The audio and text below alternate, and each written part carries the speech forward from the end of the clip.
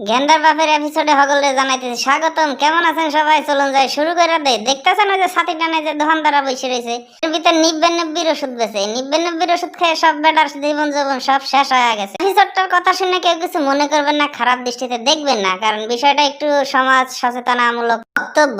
কারণ বিষয়টা যদি আমি সব খুললে বলি মানুষ শরম পাইবে, কারণ বাঙালি সবকিছু হরতে পারে, বলতে গেলে শরম করে, তাদের লজ্জায় গদগদ হয়ে যায়, মুখ দেখাতে পারে না, লজ্জায় মুখটা টকটকে লাল হয়ে যায়। এই ওষুধের বোতলের নাহাল বিষয়টা আকার ইঙ্গিতে সবাই বুঝে নিন। একটু বলতাম ভাইয়া, নিজের বিবেকেও বাদে আবার বলতেও শরম লাগে।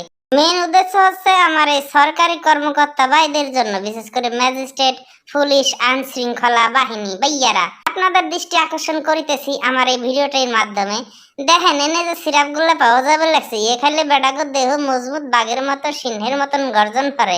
বিশ্বাস করেন ভাই, সিংহের মতন বাঘের মতন ডাহাতের মতন হাতির মতন যতই গর্জন করুক, একবার যদি মনে হরেন আপনি সিংহের মতন গর্জের ধুঞ্জের মতন ভরিয়ে যান, বিশেষ করেন আপনি হাড়ের নখ, বাড়ের নখ, ময়ূরের নখ, জান নখ, মান সম্মান 14 গোষ্ঠী সব চলে যাইবে।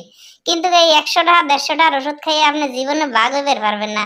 একবার দুইবার বাঘ হইলি ভাবে মনে করেন যে পরের বেলা মোরগের নাগাল আর মুরগির নাগাল কক কক কক কক কক কক করে থাকবে। যাই হোক ভাই, বিষয়টা বুঝে নিবেন, আমি নাম হইবার চাইতেছি না। জিনিসটা বাংলাদেশে অবৈধ, নিষিদ্ধ, সব দিকে সারে সারে খুন্দারে খুন্দারে। এটা জেলা প্রশাসকের কার্যালয়ের আশেপাশে কেমনে এই ধরনের ওষুধ বিক্রি করে আমি বুঝি না। এইসব বায়াগ্রহ ওষুধ কেমনে বিক্রি করে? প্রশাসনের নজরে কি কিচ্ছু করে না? এত এত ম্যাজিস্ট্রেট এই নাস্তাদের দৌড়াদৌড়ি করে একদম মেন পয়েন্টে, কিন্তু তারও সহে কি পড়ে না? এগুলা কি দেখার কাউরে নাই রে ভাই। এ বেটারা খাইয়ে খাইয়ে একদম মুইরে সিরে শেষ হয়ে যাবে ভাই। দেহ কিডনি সব তো শেষ, হবি হবি।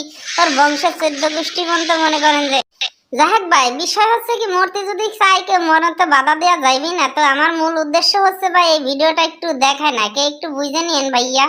আপনাদের যদি কোনো সমস্যা থাকে তাহলে ডাক্তারের সাথে একটু কনসালটেন্ট করবেন, কারণ ডাক্তার সাথে কথাবার্তা হইলি বাদে ভাই বিষয়টা একদম নরমাল বিষয়। কিন্তু এইসব মনে মনে রাইখে ভাই জীবনটারে শেষ করে ফেলাইয়েন না।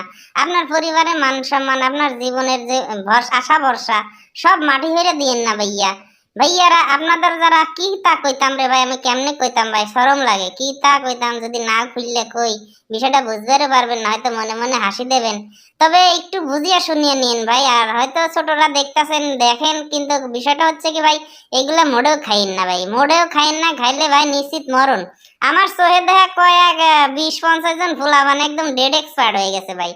ওর খালি দেহটাই আছে আর গতরটাই আছে ভাই, সব শেষ। ওর 14 গোষ্ঠী বাড়াবার সব শেষ, ভাত খাবার বড়টুকু নাই রে ভাই খাইয়ে। তবে বিষয়টা হচ্ছে ভাই, আমার এই ভিডিওটা দেখে আপনারা যতই হাসাহাসি পাশাপাশি করেন কোনো লাভ নাই ভাই, কারণ যে ফান্দে পড়ছে সেই বুঝবে লাগছে।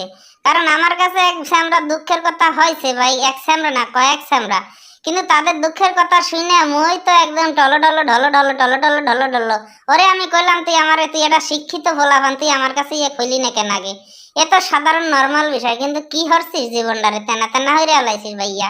মূল উদ্দেশ্য হয়েছে ভাইয়া, আপনারা এই ধরনের ওষুধ কখনো খাইয়েন না ভাইয়া, জীবনের জন্য একদম শেষ হয়ে যাবেন ভাইয়া। আশা ভরসা কিছু থাকতো না ভাইয়ের। আমার মূল উদ্দেশ্য হচ্ছে কাউকে একটু সচেতন করা, খালি এনতে টিয়া কামানের দান্দায় ভিডিও করার না ভাইয়া। আমার এই ভিডিওটা দিয়ে যদি একখান মানুষের উপকার হয় তা মোর জীবনটা ধন্য হইব।